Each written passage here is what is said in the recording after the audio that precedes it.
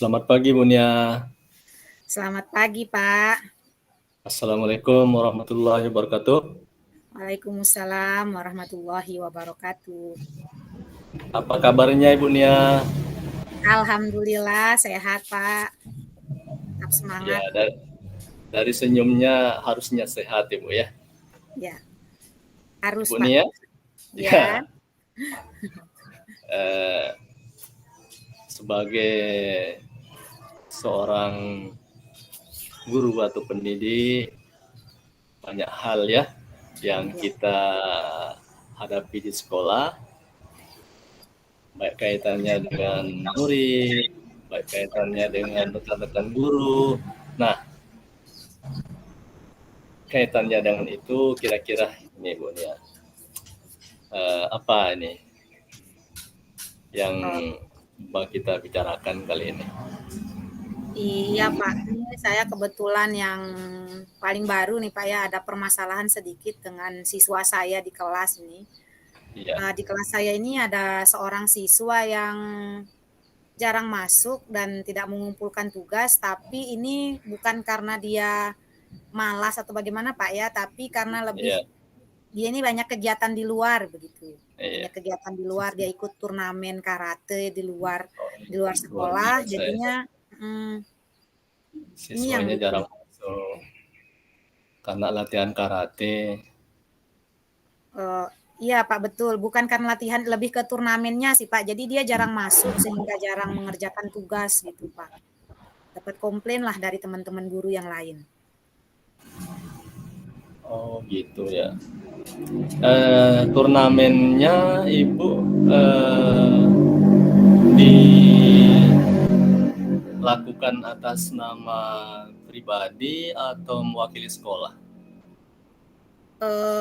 Dia seringnya sih atas nama sekolah dan atas nama klubnya juga ini Pak. Atas nama Oh, sekolah atas dan nama klub keluar. juga gitu. Oh iya. Jadi anak kita ini seorang atlet yang berprestasi, Bu ya. Ya, Jadi dia betul. mewakili klub, mewakili sekolah untuk ikut turnamen yang secara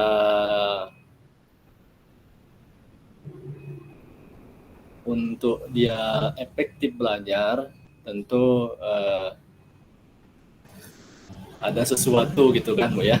Iya, Pak. Dia jadi merasa apa ya? Karena kan waktu-waktu turnamennya itu kadang juga di hari aktif belajar kan, di hari aktif sekolah. Jadi dia ini sering lah gitu tidak masuk sekolah karena ikut turnamen ini. Jadi Ibu karena dia ikut turnamen, kira-kira apa sih yang terjadi dengan anak kita ini menurut yang Ibu bisa tangkap lah?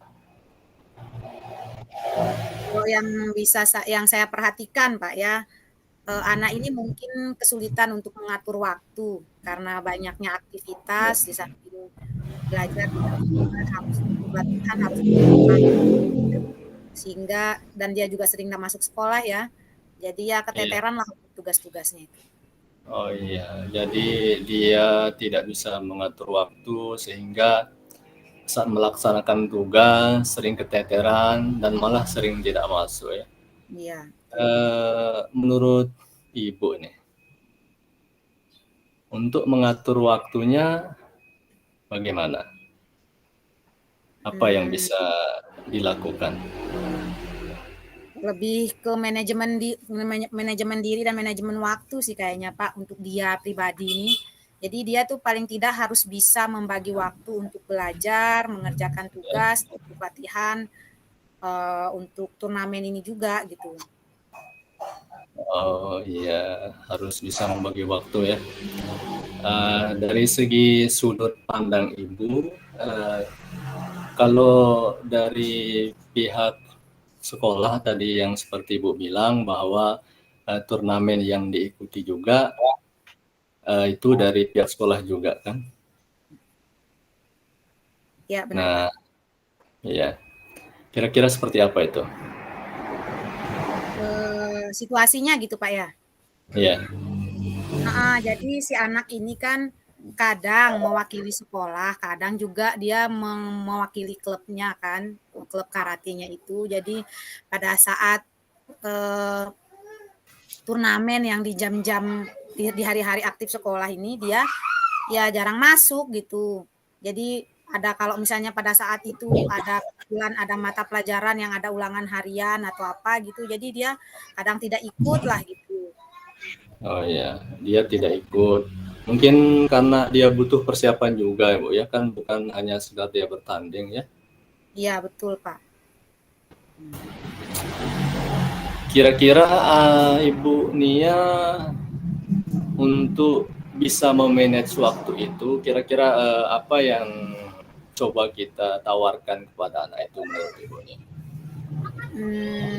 Kalau saya sih Pak ya sebagai wali kelasnya gitu, mungkin saya ini harus melakukan bimbingan individual lah kepada anak ini nih. Dia nyamannya seperti apa gitu kan, harus saya gali dulu dari dia. Kemudian saya harus koordinasi juga dengan orang tuanya gitu, karena kan tidak akan lepas lah ini koordinasi atau komunikasi antara guru dengan wali kelas. Jadi ada bimbingan individual, komunikasi dengan siswa. Tentu hal itu cara seperti itu tentu ada semacam dampak yang bisa menimbulkan sebuah dampak lagi lah. Jikalau misalnya anak kita ini dalam prosesnya atau dalam kegiatannya seringkali mungkinlah merasa terbebani atau gimana, Bu? Ya, itu yang perlu saya gali lagi nih, Pak. Maksudnya situasi yang seperti apa sih maksudnya? Dia itu enaknya tuh belajarnya maunya seperti apa kan? Karena tidak mungkin kita mengabaikan tugas sekolah demi hanya ikut turnamen, dan tidak juga mungkin kita mengabaikan turnamennya ini karena ini juga mungkin passionnya dia kan untuk masa depan. Jadi kayaknya perlu kita cari solusi nih Pak, gimana gitu untuk dia. Kayaknya saya sudah merancang-rancang, mungkin saya harus memberi kelas ekstra mungkin secara online. Iya, kelas ekstra ya. Dari situasi yang Ibu hadapi, kira-kira kalau dicoba misalnya rentang 1 sampai 10, kondisinya di level mana dia Bu keadaan kita ini? Level 6 sih Pak.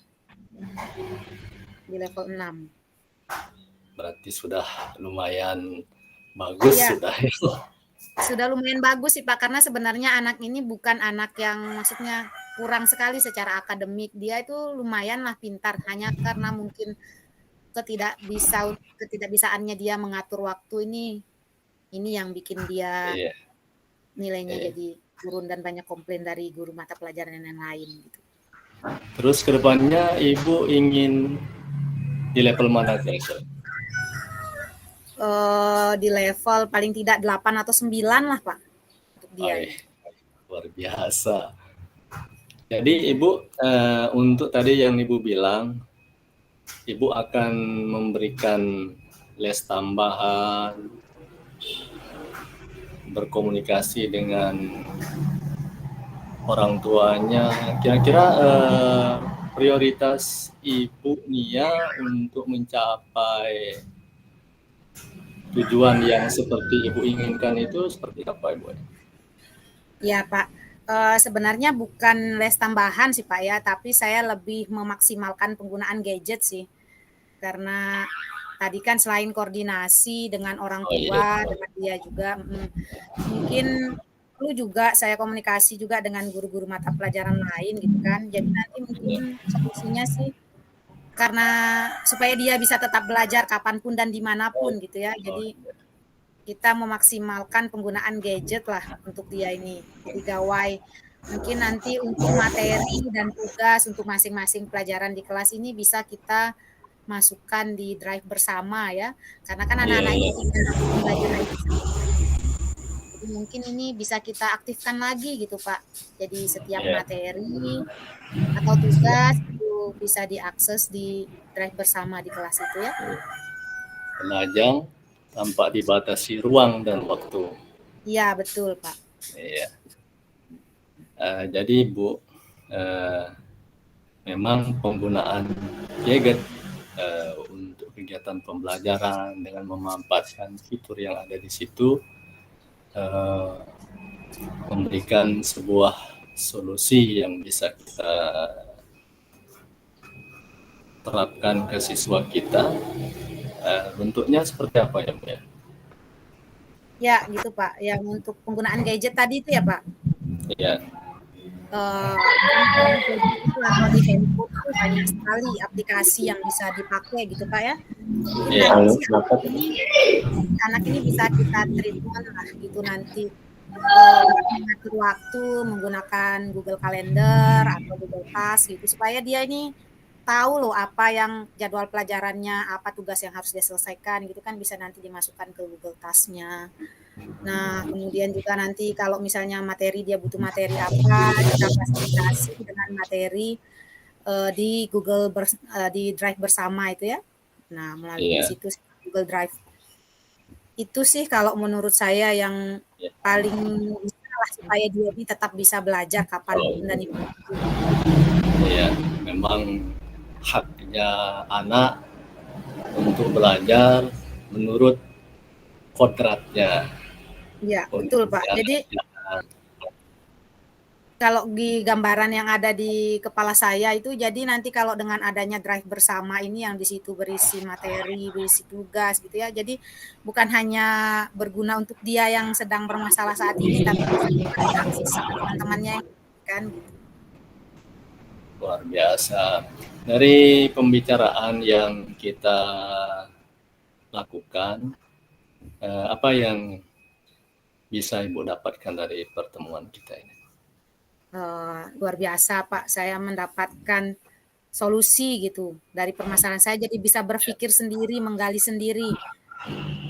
Dari tadinya kan saya bingung nih anak ini jarang masuk, kemudian jarang mengerjakan tugas, padahal sebenarnya dia ini anak yang cukup pintar ya, tapi karena terkendala waktu, Iya, jadi malah nilainya menurun gitu. Akhirnya iya, saya kepikiran nih, ya bagus juga ya kalau misalnya memaksimalkan penggunaan gawai atau gadget ini iya, untuk iya. anak-anak ini. Gitu.